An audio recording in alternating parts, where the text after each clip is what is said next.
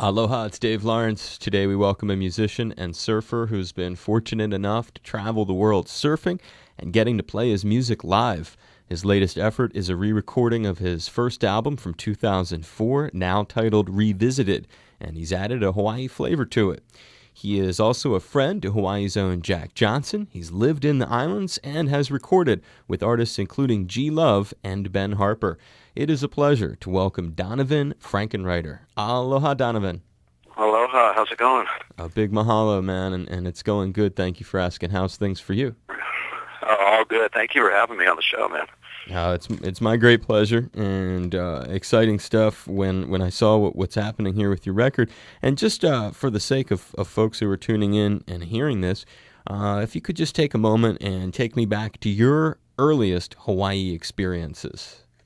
I'd have to say that was like around the age of 15, 16 when I first came to Hawaii, and I was spending quite a bit of time on the North Shore of Oahu. And at that time, I was like, I turned professional surfing, so I spent a lot of time on the North Shore of Oahu and a lot of time in Hawaii. And that was sort of my first encounter coming to the islands. And so now I'm 37 years old and playing a lot of music and also still surfing professionally. And, you know, I grew up in Southern California, but I'm lucky enough now to call the North Shore of Kauai home. So I don't know, every day I wake up, it feels like I'm living in a dream. I feel so happy and so privileged to be over here, and being able to call this place home is just it's amazing. It's very cool, and so you're living on Kauai these days, but originally your first experience here in the islands was Oahu's North Shore. Yeah, pretty much. I'd be going to Oahu every winter for 2 to 3 months and just staying over there. And you know, ever since the first time I got here, I loved everything about it. I mean, the people and the culture and the waves and just the whole setting and surrounding that Hawaii has to offer. It's always a great place that I always enjoyed coming and visiting and being a part of. But now that I'm living here, it's just like I said before, it's definitely a dream. I got a wife and 2 kids, so to raise a family and be a part of this culture, it's just one of the most, you know, gratifying and incredible things I can do, being a dad and a husband. I love it. It's very cool, and your family's lucky to get to call the islands home, too. And I think it's an interesting story that is part of your origins of Hawaii, maybe not your very first visit, but somewhere towards the beginning. If you can share some memories of renting a room from Jack Johnson's parents.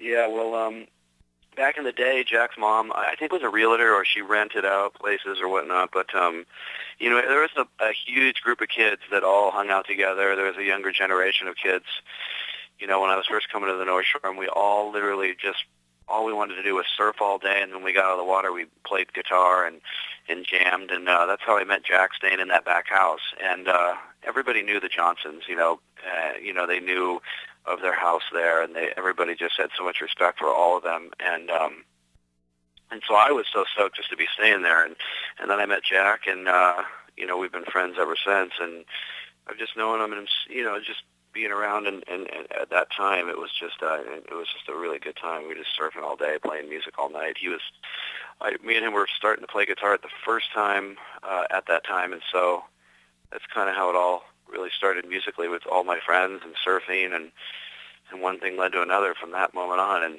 you know, Jack started his own label, and that was where I got an opportunity later in life to put out my first record on his label. So it was kind of ironic that the place I met Jack 17 years later I went back to and made my first record, which I never would have thought of in a million years would have happened when I first met him and sat down with him and played music with him. When you first met him, was your relationship more surf-oriented, or was music right from the get-go, as you were both, as you mentioned, first learning to play guitar? Well, we were both very addicted to the guitar, you know. I mean, we loved learning new chords, like anything else. When you pick some up for the first time and you fall in love with it, you want to just learn as much as you can and whatnot. But we were all just, and still are just, you know, we were infatuated with surfing and professional surfing, and that's what we wanted to do for our living and our jobs and everybody around us and the things that were going on. So it was something we did when we weren't surfing, but we were surfing, you know, as much as possible. I mean, when we weren't doing that, we'd be picking up guitars, but I don't think anybody thought it would ever have gone to the place where it has gone on so many different levels for so many different of the surfers that were back, you know, at that time playing guitar and hanging out. Did you and Jack ever go anywhere else and surf besides Oahu? I've seen him, in different parts around the world, in Australia, Europe, Japan. But when we were younger, I didn't really see him too much in any other places. I started to travel a lot, and then he started to travel a lot himself. But I would see him in Santa Barbara or different areas here and there. But basically that was the place where I would see everybody every year. It'd be a place that we'd all come back together, and it would be the North Shore of Oahu. Now, prior to ending up living on the North Shore of Kauai, which is a gorgeous place in its own North Shore, really, what are other islands that you've had experience with? Well, I've been to the Big Island, and that was just incredible. That was a lot of fun, and Maui, and I got to about a year ago. I opened up a restaurant on Maui, actually in the Kaanapali Coast, this Mexican restaurant with a great group of friends, and that's been a really great project and sort of endeavor that we've kind of been doing, and all the islands I've been to, I don't know. I think it's just the Hawaiian culture and the vibe and stuff that has really lured me back here so many times. But we went to actually call Hawaii home. I wanted a kind of a slower place and more kind of quiet and whatnot. And I don't know, my wife and I we really fell in love with Kauai. So that's kind of how we ended up here. But all the other islands are very unique in themselves. I love traveling to all of them because it feels like it's just each one has its own sort of vibe and its own thing to it. It's really great. You don't go from island to island and feel like you're in the same island. It's a whole different thing. Yeah, no, that's a very true statement there. Your restaurant, tell me a little bit more about this restaurant in the Kaanapali Coast.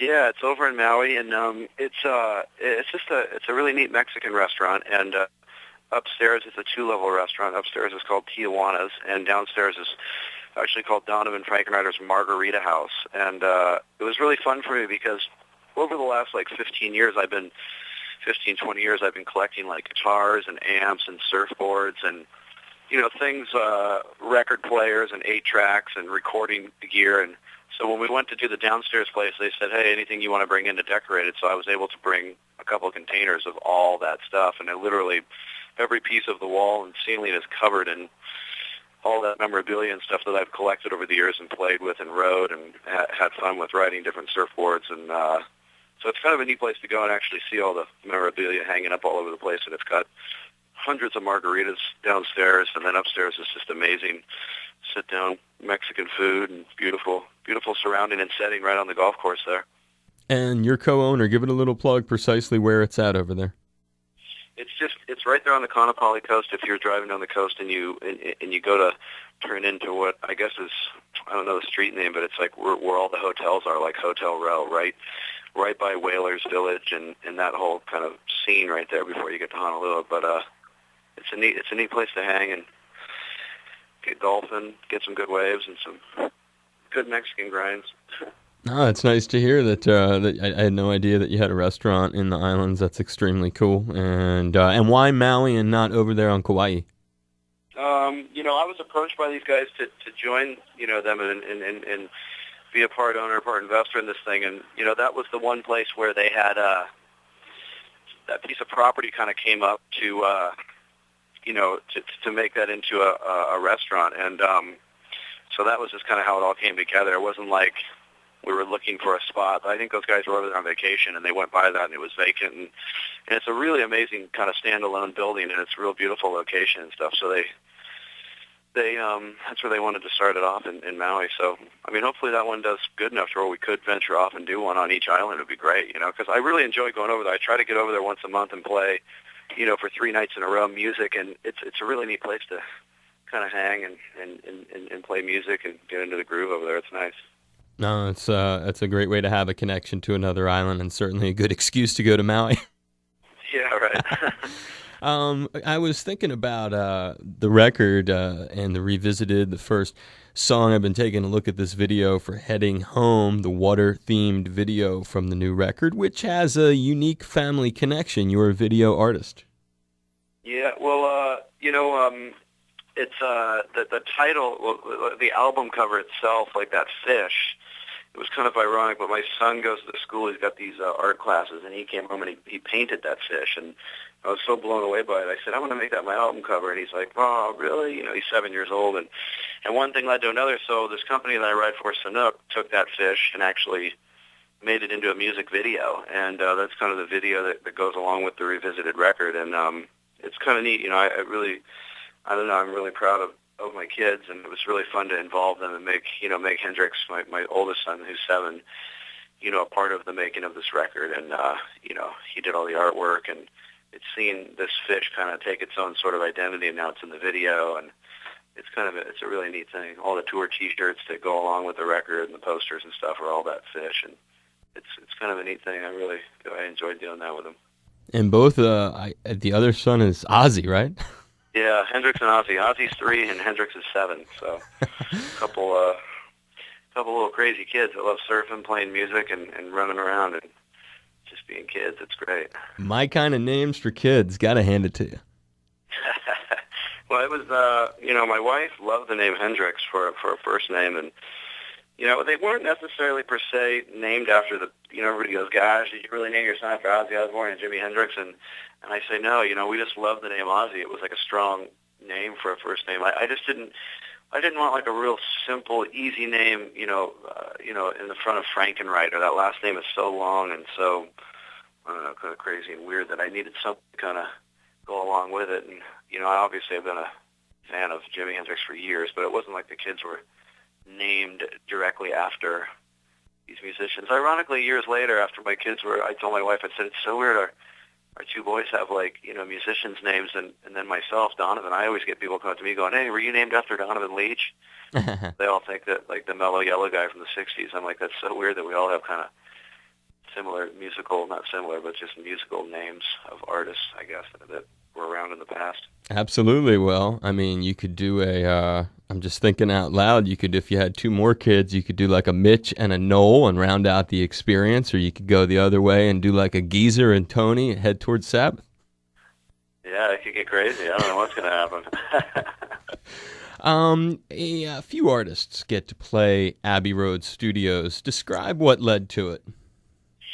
You know, it was really weird, the whole scenario that we were on tour over in Europe, and the European record company, Universal, because my very first record came out on Jack Johnson's label Brushfire, and Brushfire is distributed by Universal around the world, and they mentioned to me that they wanted to do this live DVD, and you got to imagine, like, we only had 1 record out, so we didn't have many songs to pick from, and we never did anything really live on TV besides a couple of things in the States for late night TV and whatnot, and we never made a live DVD. So when they said, hey, they want to do this concert, and they want to film it, and they want to do it all at Abbey Roads, I was like, what? Like, really? Like, with us? And I said, well, if it happens, great. You know, I was so for it, but it just seemed like it came at I'm really, really glad that it happened at the moment, because it captured a moment in time where we were and kind of what happened. And, I mean, it was, I really didn't know what to expect, you know, when I got there, but I think we were there for about 3 days, and kind of 3 or 4 days, and we had sort of like this carte blanche of, like, we could go and walk around and do whatever we wanted, and I felt like, they got the wrong guy here. I mean, what you know, how does this happen? You know, like, all these cameras, and we're doing a live concert, and, like, you know, we went into the studio, I think it was Studio A or B or 1 or 2, I forget, but, you know, we used all the gear that the Beatles used on, like, Lady Madonna and all the mics and the pianos, and we got to redo a couple Beatles covers, and I don't know, it was just you seeing all their gear and walking around there. It was kind of like, I look back at that, you know, and at that moment in time, and I feel like I was like, it was like a dream where I was transported into another time zone or something, because we were all, it was at the end of like a month-and-a-half long run in Europe, and we just got shoved into this thing, and we did like a day of rehearsals, and then all of a sudden it came out, and we were like, oh, was that the weirdest thing ever? We were just allowed to walk around at Abbey Roads and do whatever, and it was incredible, and it was people that made the DVD, and the way it came out, they did an amazing job, but it was great how it captured a moment in time for us, and to be able to do it there was one of the most special. That was one of the most special sort of musical highlights of my life, you know, being in that studio and and all the things that happened at those 3 days. As we say here in the islands, definitely a chicken skin moment. Oh, yeah. So all 3 days. So we'd go around one corner, around another corner, and we'd be like, whoa, did you see that? Or what about that? And people would be giving us tours, and this is what, you know, who sang into that mic, and Lennon did this, and McCartney did that. It was just like, what the hell? Totally. Plus, London just jams anyway. Oh man, it was a trip. And then we had to walk across the crosswalk. We had to do that, we did that. Yeah, I did that too. It's difficult to actually get the direction down properly because unless you have the record right there with you, it's hard to know whether to stand right in the middle of the street and that little island in the middle of the street or off to one side. Yeah, I think it's fun. I think I skateboarded across it or something. It was pretty classic. But there's people there all day long going across in floors, just, walking, trying to get that album cover again. It's pretty funny. Oh, it's brutal. You could take an hour out there and still not get it right. Finally, as we wrap it up here, how much involvement did Jack have, if any, in the new record? Well, nothing. His involvement with me was in my very, very first album that I put out in 2004. That was really how I got started in the music scene, in the music sort of journey that I'm on. I never wrote songs and never sang at all, and prior to doing this stuff with Jack, and so I met my wife, and she really inspired me to just kind of break away and start writing my own material and singing my own songs, and I sent those all over to Jack, and, like I was saying in the beginning, I went back to the place where I met him literally 18 years prior, and we made my first record, which is from 2004, and that was just the record he produced, he played on, and everything, and that started me off on my way, and so this Revisited record was something that, that I wanted to put out sort of in the interim before I put out my full-length original record, the new one that's coming out in October. And so living here in Hawaii and driving around and going into grocery stores or wherever, I just really got infatuated with the lap steel and the slack key and the ukulele, all those instruments together. I mean, you hear that sound. I could be anywhere in the world and I can hear, a slide go up the neck on a lap steel, and if it's tuned in that Hawaiian tuning, it brings me right back to the islands. I mean, I start smelling the smells of the islands, and I'm like, oh my gosh, that one note, that one slide up the lap steel, the neck of the lap steel, it just instantly, was like that Hawaiian sound. So I met a guy, Kirk Smart, who plays all those instruments, and I said, hey, is there a way that we could maybe redo that very first record of mine and pick 10 songs and go in there and do it? And it was an interesting thing. It was really fun. We had no expectations of putting anything out. I wasn't going in there thinking, let's do this and put it out. I just wanted to recreate those sounds and work, and so he started with the ukulele, and I sang to that, and then he added the slack key guitar, and then he added lap steel, and one thing later, and 3 days later, we had the record done, and it was just a lot of fun, the experience of that, and watching all the different tunings and all the different things, the way you could tune the slack key and the ukulele and the lap steel, and the way they all blend together. It was definitely a super fun and incredible thing. I'd love to revisit every single record I've ever put out. I'd love to do one on Move By Yourself. I'd love to do one on Pass It Around and interpret them in a different way and do them more Hawaiian style. It'd be fun. That's a very happening way of doing it, and great inspiration for why the sound sort of evokes Hawaii wherever you are, and I really like that explanation. I'll leave you with this. Maybe sometime you solo, or perhaps a real bonus for our listeners, you and Jack play an acoustic thing here in our beautiful Atherton performance space and studio. I would love to. Just whenever. You let me know. I'll be there. That'd be great. I certainly will. I'll be out of town for a week or two because I understand you're going to be on the island, so it's unfortunate I was unable to accommodate you the day that you'll be here, but I do look forward to trying to set something up like that with you and have you come by. That'd be great, bro. Yeah, I really appreciate it. I'd love to come by and jam out right there with you. That'd be good. It would be our pleasure to have you, and I hope that you've enjoyed being on Hawaii Public Radio with me. The great Donovan Frankenreiter. Look for Revisited in stores, and also certainly an upcoming appearance as we put something together for him to visit HPR. Thank you, Donovan. Thank you so much. Aloha. Hey, Donovan, it was fun, man. I really do appreciate getting to rap with you, and I'll stay in touch with your people. I'll reach out to Brittany or something like that. We'll try to get you over to the studio sometime. Yeah, we got to do that, bro. That'd be great. Thanks again so much for everything, man. You're welcome. I give you a big hug, a high five. I hope that you have happy and healthy times until I see you in person.